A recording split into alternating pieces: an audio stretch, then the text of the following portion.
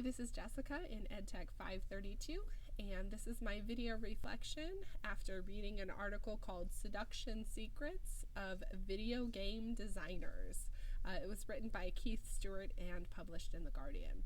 Stewart talks about several different aspects of video games that make them such a compelling experience and cause us to spend so much time wrapped up in their virtual worlds. One thing he says that video games offer is an environment where failure is okay. And I think that that is a really special, powerful quality of video games that we should try to emulate in our classrooms. He talks about something called the magic circle, where inside of a video game, you're free from the consequences that successes and failures in the real world carry. So there's this idea that failure is almost expected and appreciated in the video game world because you have multiple opportunities to attempt success. So that was an interesting component of video games, and I feel like we could do a better job encouraging that in our classrooms because our grading system is often so punitive that, here at middle school, I'll see students who fall behind and make such a hole for themselves grade-wise that it can be really difficult to rise up out of that. So I like the idea that games foster an attitude of perseverance and multiple iterations and the fortitude that is needed to keep trying. Another interesting part of video game environments is that they provide us with purposeful sequences to build mastery. So, for example, in one level you might be working on moving your character in a certain way, and then in the next level you'll be expected to have mastered that skill so that a new one can be introduced. And that goes along with having lots of different interesting tools at our disposal and being able to use them in interesting ways within the game environments. There's a lot of autonomy in video games, and Stewart talked about that as well. Just this notion that players have so many different choices open to them, and that there's a lot of agency and authority within video games where players are in control of how they shape their characters, the choices that they make on quests, how they interact with their environment.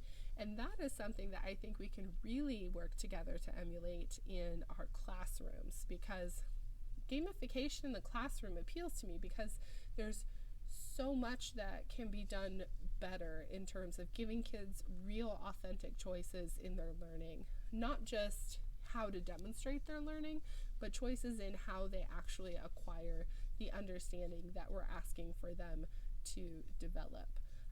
I think that quest-based learning has been a really mind-blowing way for me to interact with the content for this course and for 531, and that is the type of experience that I want to be able to give my students, where they're really having the opportunity to exercise a lot of autonomy over their learning.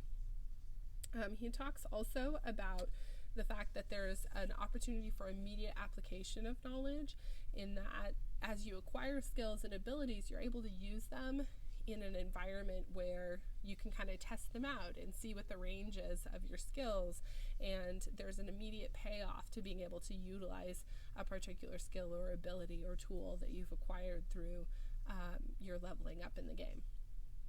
There's the self-determination theory that he talked about, which is that motivation relies on ownership. So the amount of ownership you feel over what you're learning in the game or what you're learning in the classroom correlates directly to how much motivation you feel to learn more. And so that's kind of what keeps us coming back to video games time and again and spending so much more time in those virtual worlds, is that we're motivated to do so because we have complete and total ownership over our experience. Stewart also identified that most games have some type of reward system, and that there's an expected progression of awards. So this idea that you're leveling up consistently, and with each new level you can expect certain perks. But he also emphasized that surprise rewards that are unpredictable can be really valuable to gameplay, because it's kind of like a little cheerful nugget that keeps you going and makes you want to keep achieving, because you just never know when there's another one that's going to be available to you. And I think that I can utilize that more in how I'm working to gamify my classroom. Right now I currently use Classcraft, and there's a predictable sort of leveling up schedule. Students get so much XP that they're able to level up and unlock another PowerPoint and learn another ability that they can exercise within the classroom environment. But I don't really do unpredictable rewarding very much, and I think that I should make that a more intentional piece of my gamification plan. The last thing that Stuart talked about that I thought was really, really smart and made a lot of sense to me was this idea of story. And I can connect that to back to what I've seen from Jane McGonigal in her TED Talks. And she phrases it as epic meaning, that there's some greater purpose to the learning that's occurring in the video game, and for our classrooms there's a greater purpose to the learning that is going on. And so I like the idea of tying everything together with some sort of grand story arc. I'm not sure what exactly that'll look like yet for my classroom, but in one of the other quests there was a math teacher, Gonzalez from Washington, that's who it is. And Mr. Gonzalez was using sort of this epic Star Trek theme and story that he was unraveling a little bit at a time along with his gamified content. And that makes sense to me to do something along those lines. So I have lots of interesting thoughts based on this article, and I really enjoyed reading it.